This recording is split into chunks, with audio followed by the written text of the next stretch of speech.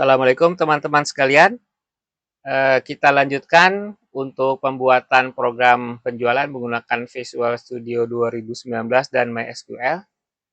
Nah, pada pertemuan yang lalu kita telah sampai pada form pembelian barang, yaitu pada pembuatan fungsi isi tabel pembelian dan untuk mengisi text box total ini.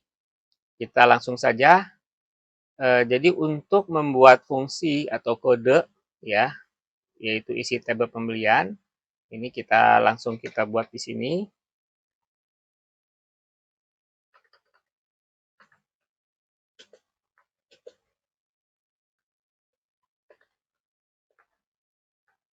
Isi tabel pembelian.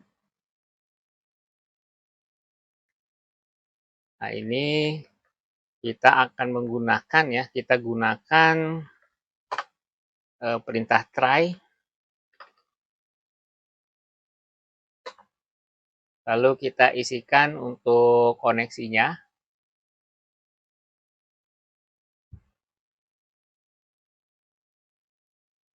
Ini koneksi kita masih menggunakan ODBC. Nah, seperti ini ya. Jadi di sini ada binding source pembelian ya, di mana data source-nya adalah menggunakan data table ya, yang berisikan kita memilih atau mengeluarkan semua field, kode barang, nama barang, satuan dan selanjutnya yang diambil dari tabel pembelian DTL ya. Jadi sebelumnya pada episode sebelumnya kita telah bahas, kita telah membuat tabel yang diberi nama pembelian DTL. Nah, di sini masih ada error karena kita belum buat untuk binding source-nya. Ya, jadi kita tambahkan di sini. Kita tambahkan untuk binding source ini. Lalu kita beri nama binding source ya, ini salah. Binding source. Nah, ini. Kita tambahkan binding source-nya ini kita beri nama ya, kita pilih properties. Ini kita beri nama BS pembelian.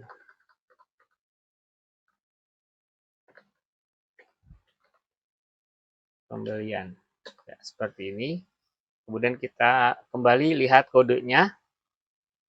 BS pembelian. Nah, ini sudah tidak ada error ya. Nah, di sini kita sudah sampai untuk mengambil data source pembelian untuk mengisi data grid view.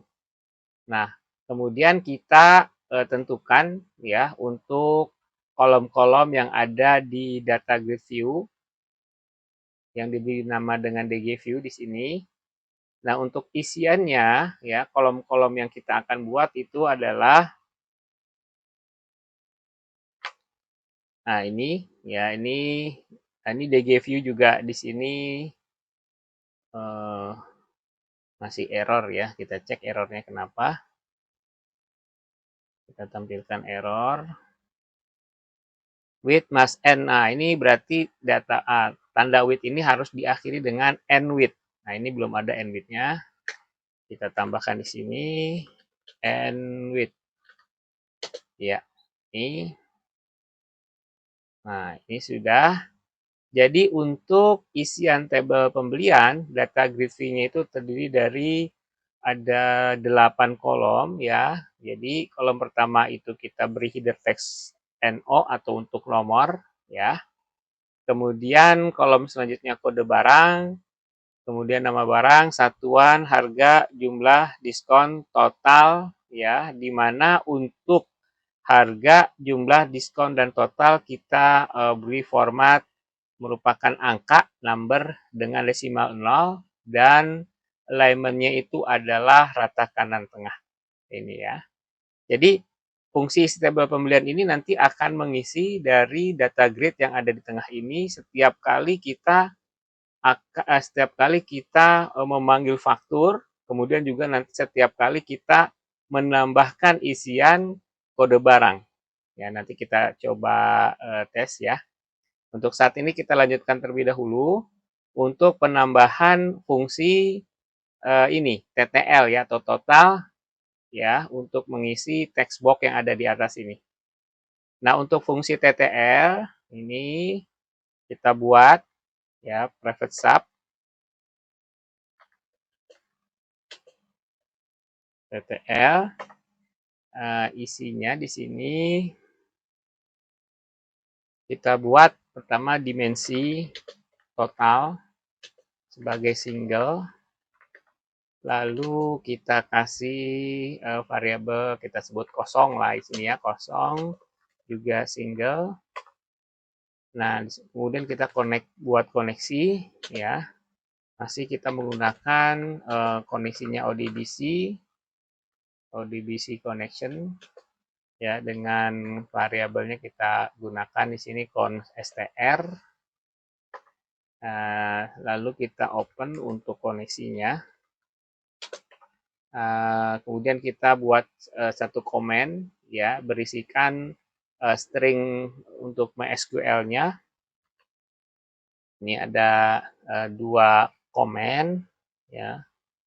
Komennya itu pertama kita akan memilih atau menghitung apakah di dalam data pembelian itu ada transaksi yang transaksinya itu terdiri dari nomor faktur yang kita telah tetapkan atau yang telah kita sesuaikan dengan form isian yang ada di pembelian barang. Jadi logikanya apakah ada faktur detail yang terinput yang merupakan nomor faktur ini. Seperti itu ya. Nah, kalau seandainya nilainya nanti ada, kita akan buatkan kondisinya. Ya, di sini kita tambahkan kondisi. Sama kita gunakan perintah try. Ini. Nah, ini ada kondisi ya. Sebelumnya kita jalankan dulu untuk nilai daripada kosong ya. Jadi kosong itu adalah isinya komen 2 ini ya, yang menghitung menghitung apakah ada transaksi di tabel pembelian dengan kondisi nomor faktur yang ada. Nah, di sini apabila kosong itu nilainya lebih dari 0 ya, itu maka akan terhitung atau kita menghitung nilainya. Ya, di sini kita tambahkan kondisinya. Apabila dia lebih besar dari 0, maka kita buat total adalah kita jalankan komen 2 ya, sum ya, nilai dari pembelian DTL yang nomor fakturnya telah kita tetapkan. Nah, ini. Kalau seandainya tidak ada data pembelian dengan nomor faktur tersebut, maka mon atau nilainya akan dibuat kosong. Ini ya, jadi sudah kita buatkan logika ataupun juga coding dari fungsi isi tabel pembelian dan TTL ataupun total. Selanjutnya kita buat kode ya atau coding untuk event atau kejadian saat harga satuan kemudian jumlah serta diskon itu kita enter ya. Untuk kodenya ya, pertama kita cari dulu di sini TX harga sat, TX harga sat ini, lalu eventnya adalah key press ini ya. Jadi kondisi saat field harga sat ini ditekan tombol keyboardnya yaitu untuk tombol enter. Nah, untuk kodenya di sini kita buat kondisi ya. Kita buat kondisi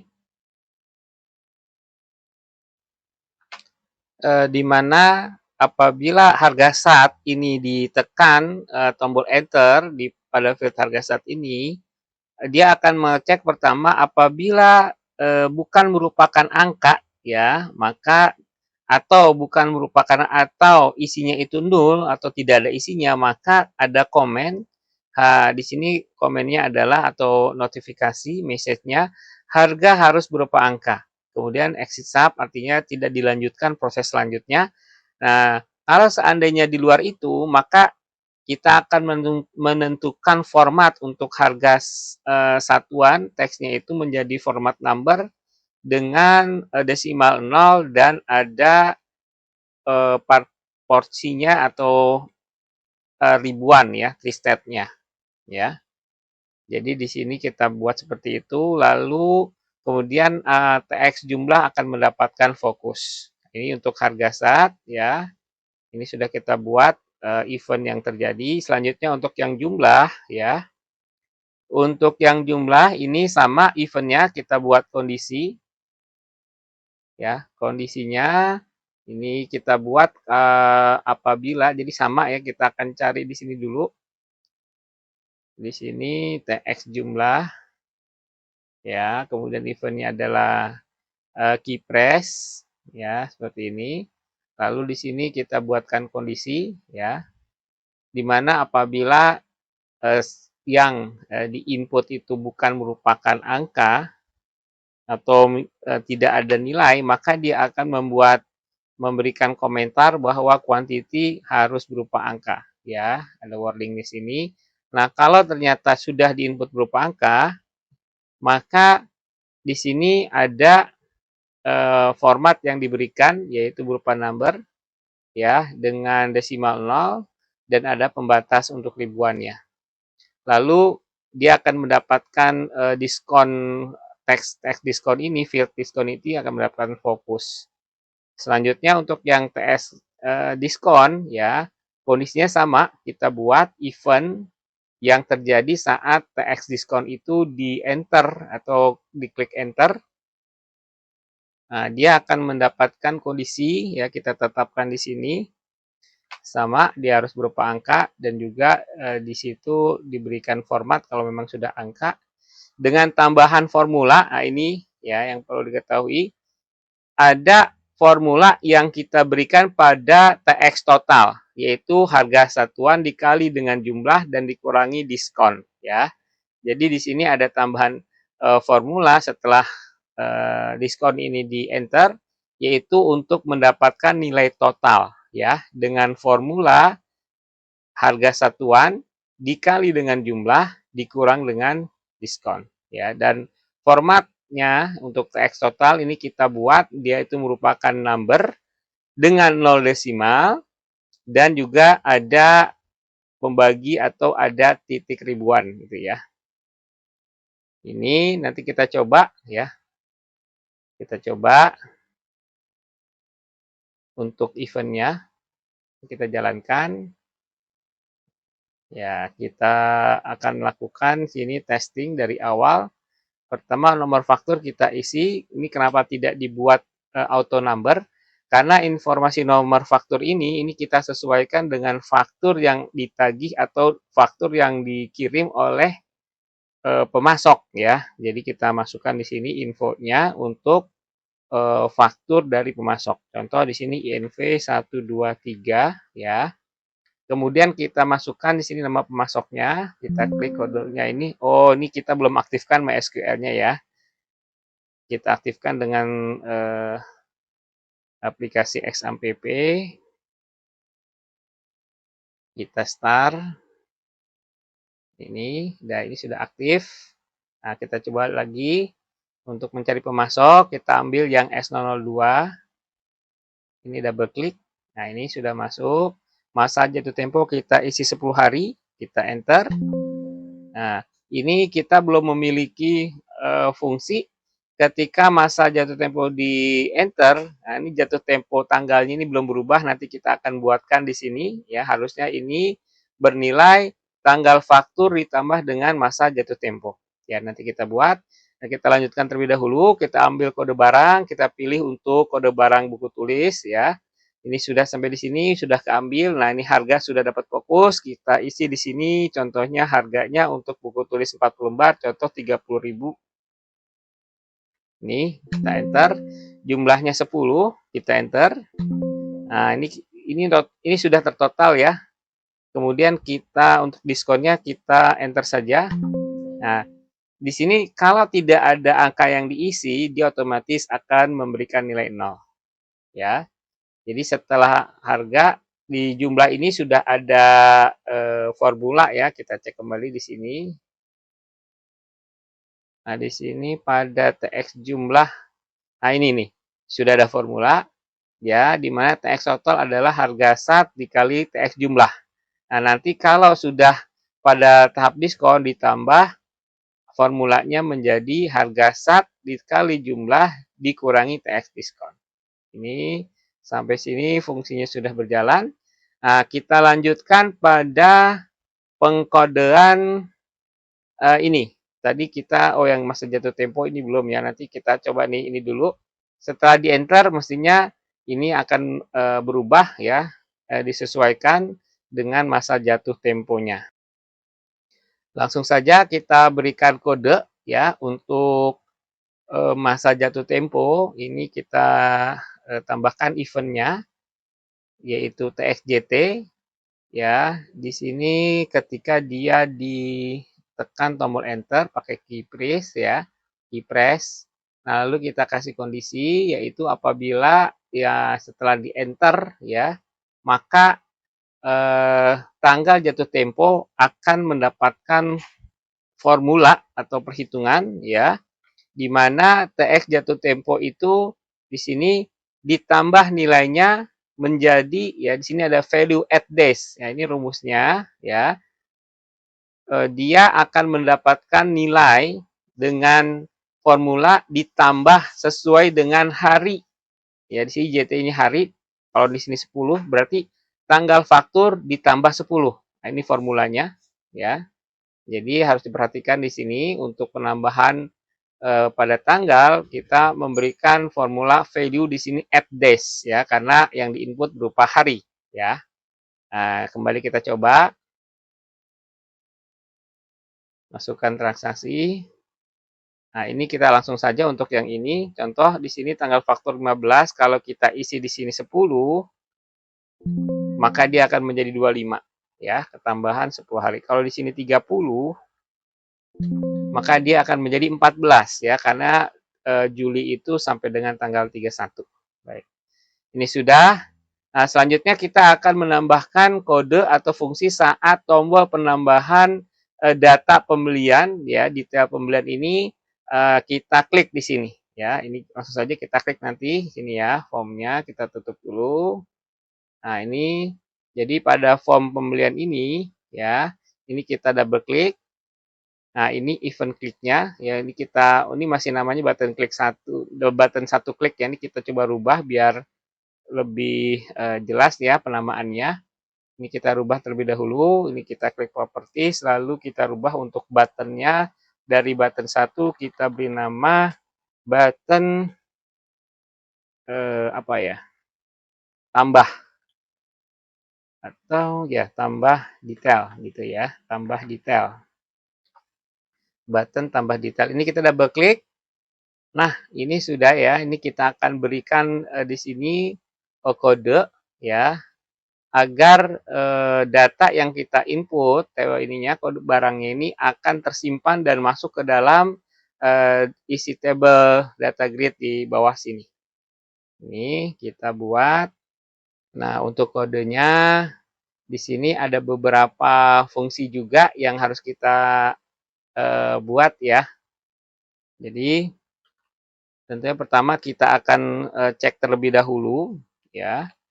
Di sini pertama kita cek ya, apakah nilai untuk harga satuan yang kita enter ya. Jadi di sini saat kita mengklik tombol tambah, kita mengecek apakah data di sini ada atau tidak, ID ada atau tidak. Nah, ini kita cek di sini. Kalau harga satuannya tidak terisi, maka kita kasih komentar harga satuan tidak boleh kosong. Demikian juga untuk jumlah dan diskon. Nah, kalau semua ini sudah terpenuhi, harga satuan, jumlah, dan diskon sudah ada angkanya, baru nanti di sini kita buat fungsi-fungsi.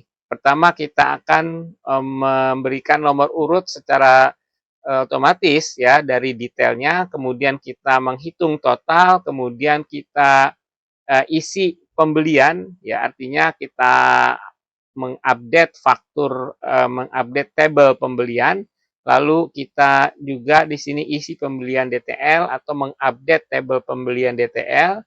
Kemudian kita akan melakukan update data pada master data barang ya, berupa harga dan juga stoknya ya. Lalu ini yang sudah kita buat tadi, kita mengisi data grid sesuai dengan inputan dari pembelian barangnya. Lalu kita buat field yang sudah terisi ini kita bersihkan, artinya kita kosongkan ya.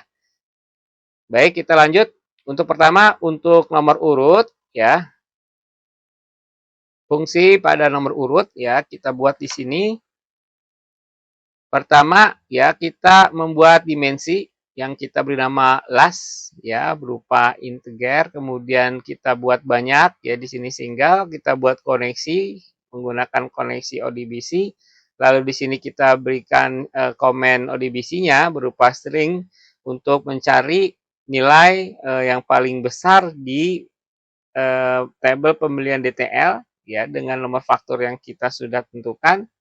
Nah, setelah itu kita menghitung ya jumlah data yang ada ya, berapa row.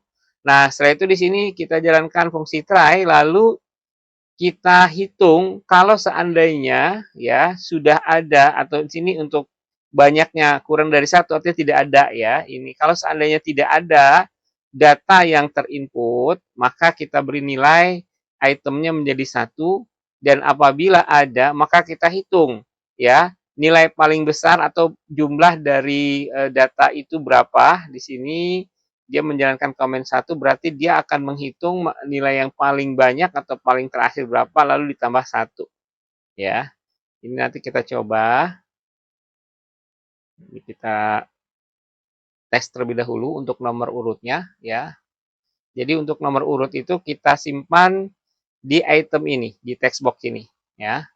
Nah, kita coba ya, nanti setelah ini kita coba, kalau dia ada maka dia akan menghitung nilai yang ada ditambah satu, kalau tidak ada dia akan memberi nilai satu. Baik, ini untuk yang nomor urut ya. Selanjutnya untuk fungsi hitung total ya, ini kita buat kodenya.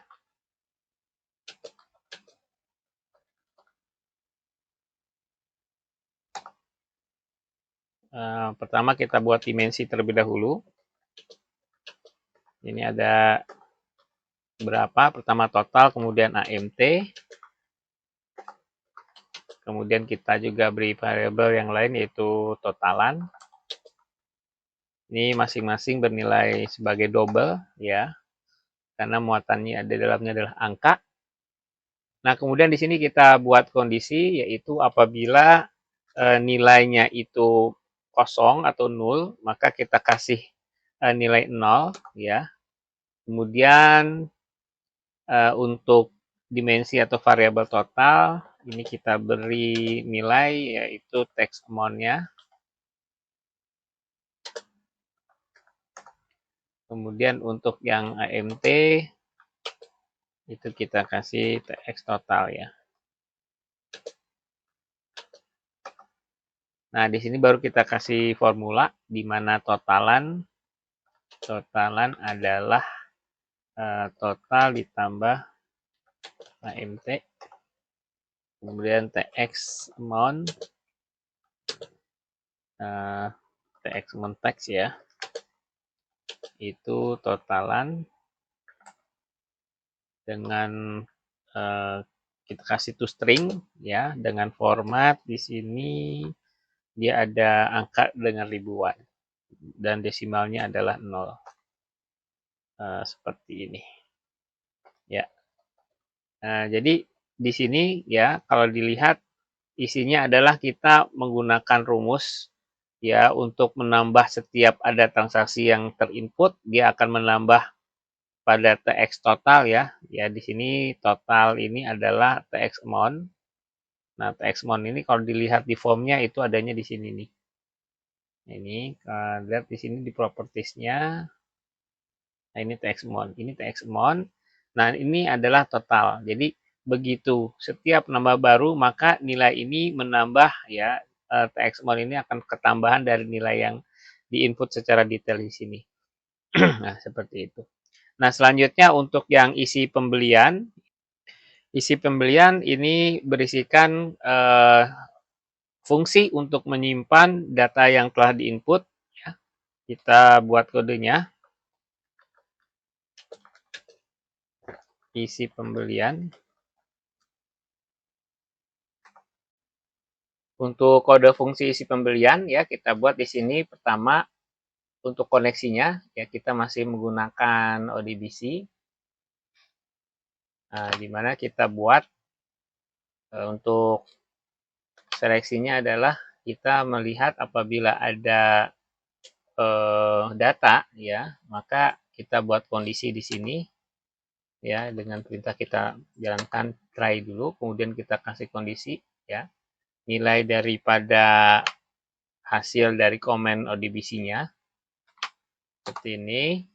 Nah, kalau seandainya dia ada datanya ya, maka kita jalankan perintahnya koreksi atau update data.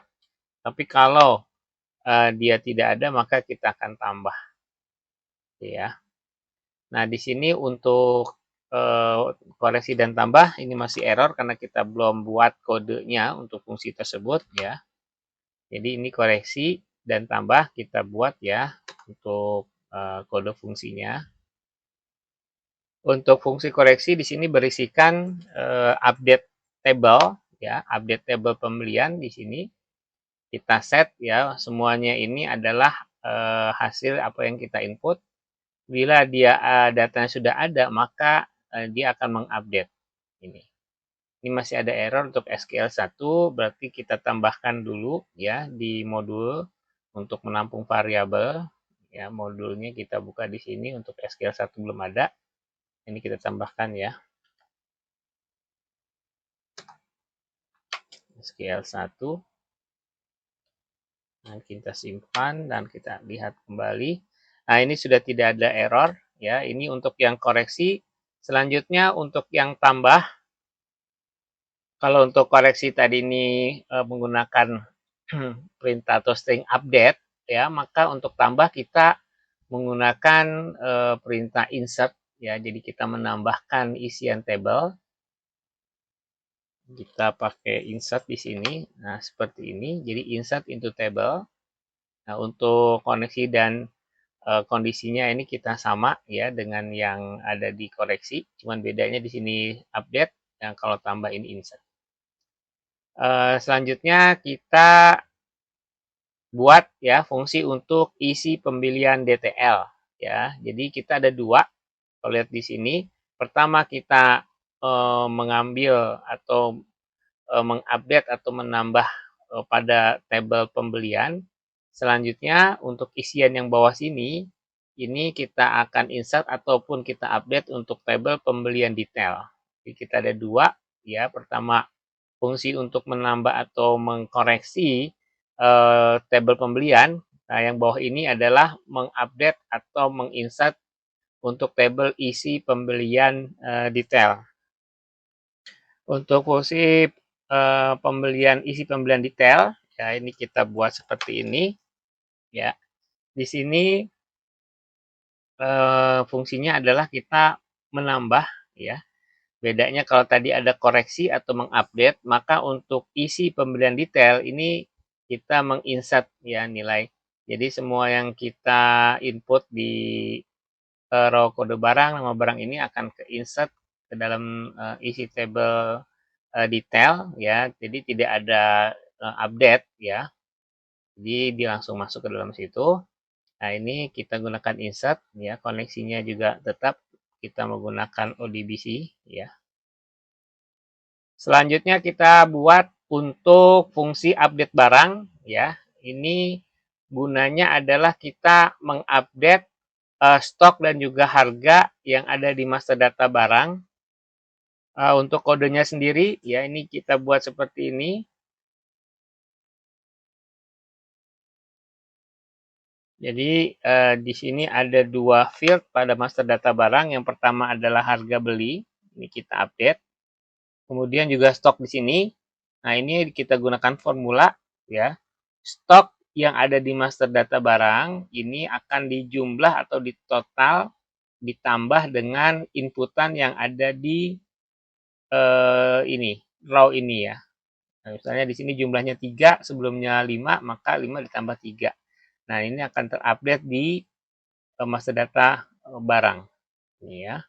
Jadi kita update barang seperti ini. Nah, selanjutnya yang terakhir dari fungsi tambah button tambah ini, yaitu kita membuat fungsi bersih, yaitu kita melakukan pembersihan isian di field feed yang sudah di-input, ya. Ini kita akan meng-clear semua isian. Kita buat kodenya, ya. Sini kode barang kita buat kosong, nama barang kosong, harga satuan kosong, jumlah diskon dan total kosong.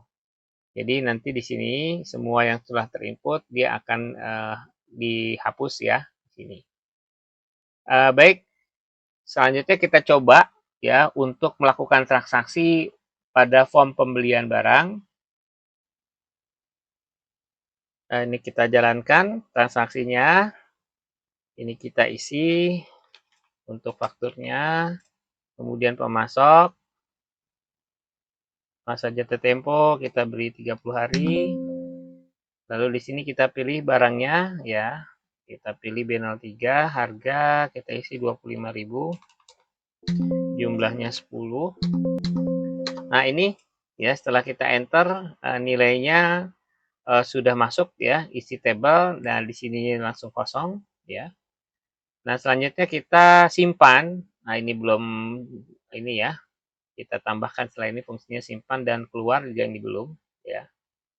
Ya, ini kita coba tambahkan dulu kodenya. Jadi untuk simpan ya fungsinya kita buat ininya kodenya. Jadi setelah dia nanti selesai, setelah data sudah tersimpan, maka kita bersihkan semua inputan ya di sini. Kita panggil terlebih dahulu ya, ini kita panggil untuk fungsi isi pembelian yang sudah kita buat pada button tambah detail.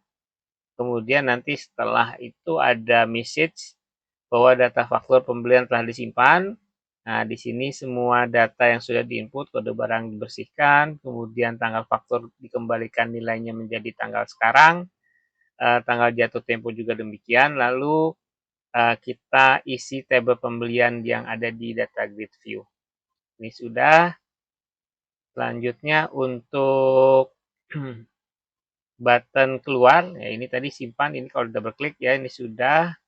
Kemudian yang keluar ini kita double klik. Ini perintahnya kita membuat menutup form ya. Kita buat ini close seperti ini. Ini cukup sini. Nah, yang terakhir untuk button hapus ya, ini kita juga buat ya untuk menghapus data. Untuk hapus data ini ada message yang isinya ya. Jadi kita buat di sini, kita buat message-nya itu oke cancel ya dengan pertanyaan faktur nomor sekian akan dihapus. Nah, ini mohon konfirmasinya. Di sini tipe message buttonnya adalah oke cancel ya dengan kondisi ya nanti kalau nilainya itu dia cancel maka kita batalkan perintah ya. Jadi faktur dengan nomor sekian batal dihapus. Nah, kalau nilainya bukan cancel berarti oke, maka akan ada dua fungsi yang kita berikan di sini. Yang pertama hapus faktur yaitu pembelian table, kemudian hapus detail yaitu pembelian detail table. Jadi ada dua table. Ya, kalau kita lihat ya di data database-nya, ini kita buka dulu ID SQL-nya. Nah, ini ada dua, pembelian dan pembelian detail. Ya, ini header-nya, yang ini detailnya. Nah, ini pada perintah hapus nanti akan dihapus dua tabel itu untuk row yang kita pilih. Ya, kita coba jalankan untuk kode fungsinya.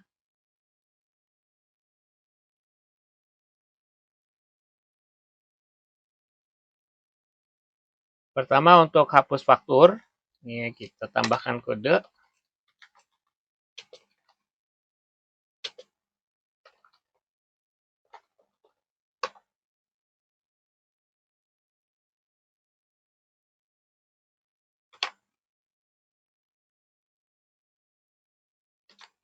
Nah, ini hapus faktur kita berikan sini stringnya delete ya dari tabel pembelian untuk nomor faktur yang kita panggil.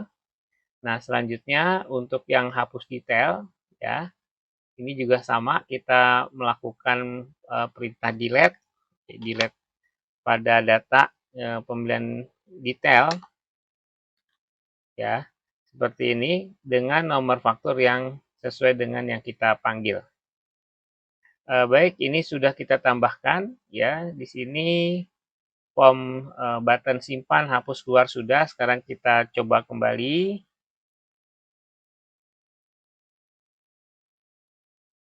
Kita jalankan.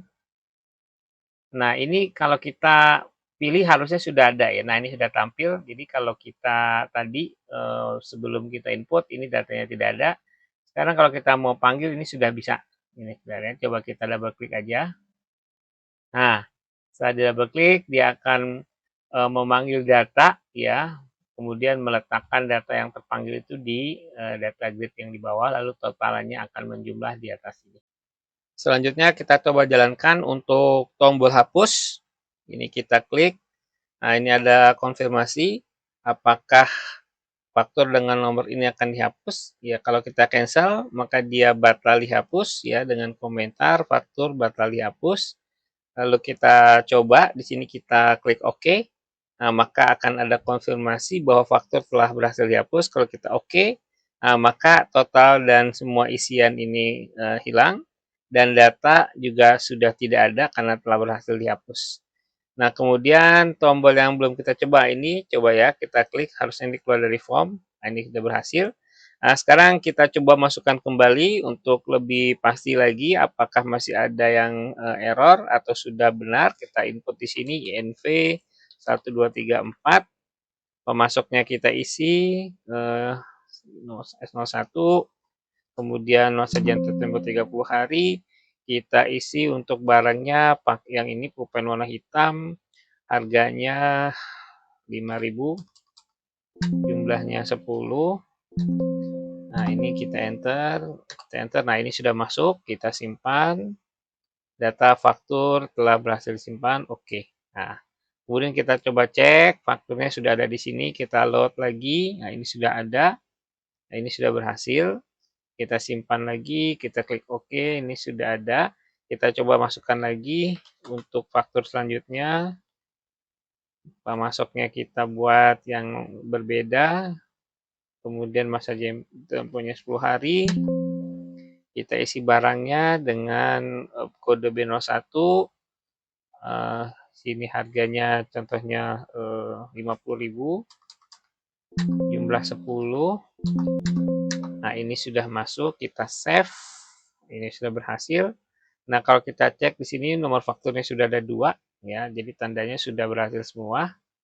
Nah, kira-kira semua fungsi-fungsi dari tombol serta apa yang ada di form pembelian barang ini sudah bisa berjalan dengan benar. Nah, untuk selanjutnya kita akan masuk ke form, ini kita close ya. Nah, nanti di sini kita akan membuat transaksi penjualan barang ya. Mungkin pada video selanjutnya. Terima kasih teman-teman.